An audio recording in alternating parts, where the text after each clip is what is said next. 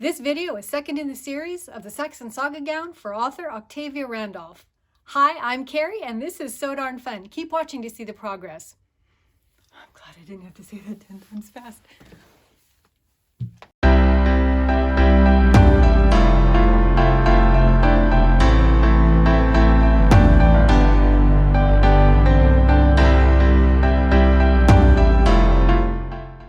So if you watched the last video, you'll remember that we did some pattern work on the blue overgown that is part of this gown ensemble. So you saw how I changed an existing pattern that I had and how I made a muslin, and I was happy with the final outcome. And so obviously what I did was I cut the blue fabric out of the new pattern that I made, and I don't need to show you all that. I cut it out, sewed it together, just like I did the muslin. Then one of the things that I like to do is finish off the seams in a manner that would have been correct to the time period. And so you'll see in this video clip after I sewed the seam, which I have to do by machine just because of my hands. But then the inside of the seams need to be finished in a way so they won't unravel. From what I know, it is proper in this case with this kind of fabric to go ahead and press under each of those seam allowances. You'll see it, like I said, in the video, and then hand whip them, hand stitch them to the actual outer garment fabric just to hold those seams tight. So it took a long time for me to do that. I'm just going to be honest. It takes a long time. So I finished that off when I was camping over this past week. I also had some hemming to do on the red dress. I marked off the level that I needed, made a nice wide hem on the bottom for some good drape, and also hand stitched that, all while watching the beauty of the Pacific Ocean and also in the woods over a beautiful lake, watching river otters swimming and catching fish, while sitting back and relaxing and finishing off the handwork on these gowns. I'm going to show you what the gowns look like one over the other, and then the next step will be to sculpt the edges of the neck so that they lay just as we want them. We want the red dress to show just a little bit above the blue dress. And we also have some trim work.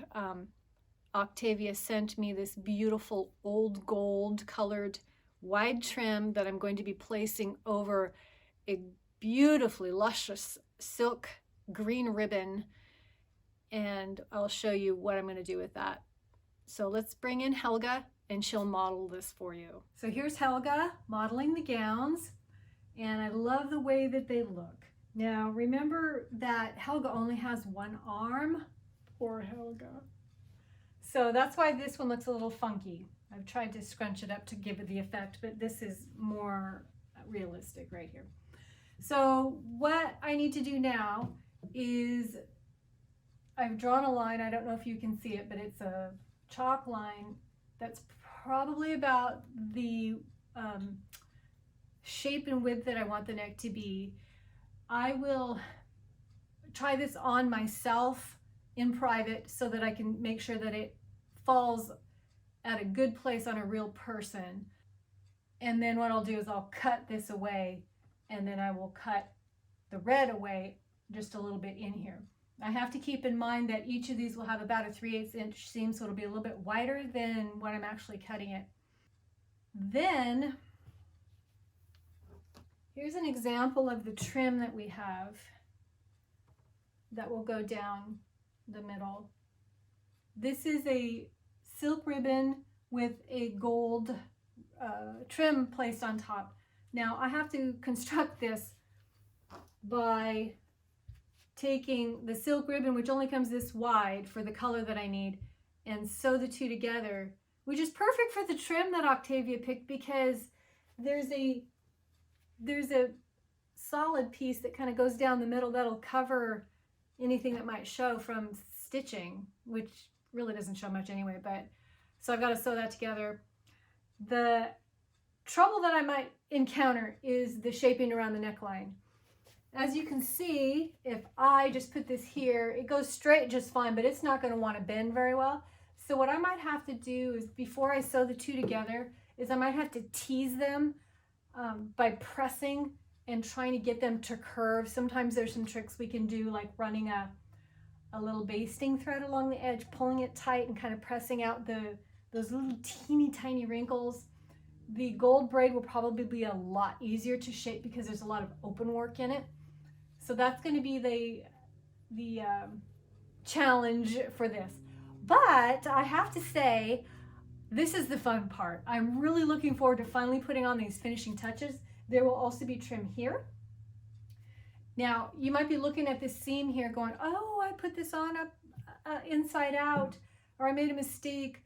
If you watched the first video, I think I mentioned that I was going to do the front seam inside out. These are indeed raw edges, but I figured since there was going to be trim on top, I would utilize that since it's going to be covered, and then the inside is automatically finished off and I don't have to worry about it. And it leaves less bulk too, because it's a little bulky on the other seams that I've had to do the turning under of the seam allowance and then hand stitching. A little bit bulky, but it's wool. It's to be expected. But this is going to be fun. It's going to be down here. My method for that, and I'll probably show it as I go along, I'll put in some videos, is that I'm going to sew this first. Excuse the pins, I just have this kind of jury rigged for you. Sew it like this on the edge. And then when I flip it up, that's already finished. So the raw edge, once again, will be underneath this ribbon. So that's what I'm going to do. So let's go through this process and make sure that it's going to work right. Anything else? The bottom is hemmed. You can see the bottom is hemmed. I did a thicker hem on the bottom so that it would have a little more drape. It is a heavier winter outfit, and I think it was more appropriate to have a little bit more weight, a little thicker hem on the bottom. I think it's gonna work. After I just shot that last segment, I realized that you probably really couldn't see that trim close up. So let's see if we can get, oops, let's see if we can get a little bit closer. I don't know if this is working out. We'll try. Also, I realized that you probably heard that crinkling and you're wondering, what is all that plastic sound? Well, I actually have a plastic dress bag on my dress form because the wool sticks to it and it's hard to pull it on. And with the plastic underneath, there's some sticking up here, it's just so much easier to put a wool gown on. So that's the explanation for all that noise. The neckline I drew worked really well, so I'm going to go ahead and cut. I've got both halves pinned together so that we get it symmetrical from left to right. So you've got the front halves, the back halves, holding them perfectly even so that the shape will be exactly the same on both sides. Yes, this part makes me just a little bit nervous.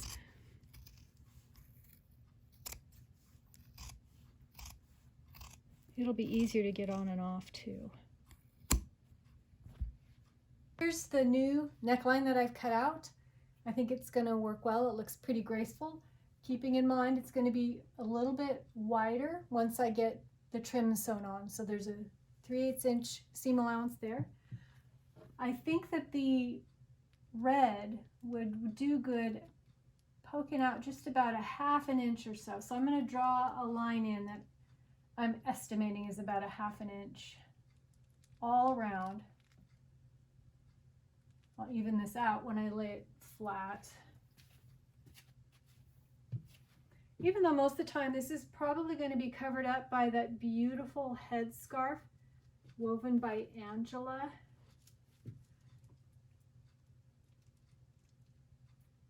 It will drape all across here, but when we were talking about how to design this dress, Octavia thought that it would be really pretty if the red just peeked out just a little bit. How will I finish off the red? Good question. I might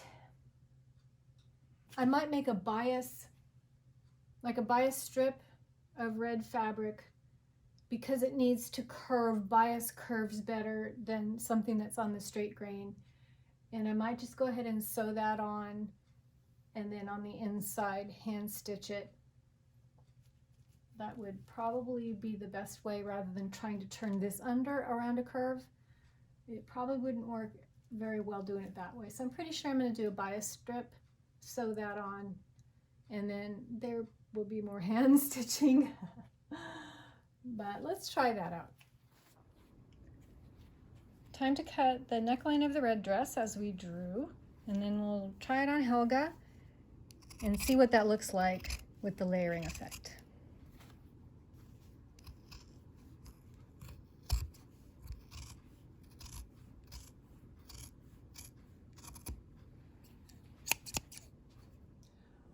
Okay, I've trimmed away the red dress at the neckline, and I think that's going to work just about right. Peeking out just a little bit in case that area happens to show. It just has a little bit of layering there and looks nice. Actually, that's going to be all for this video. I'm going to split the dressmaking and the trims into two different parts so that it's not too long and burdensome.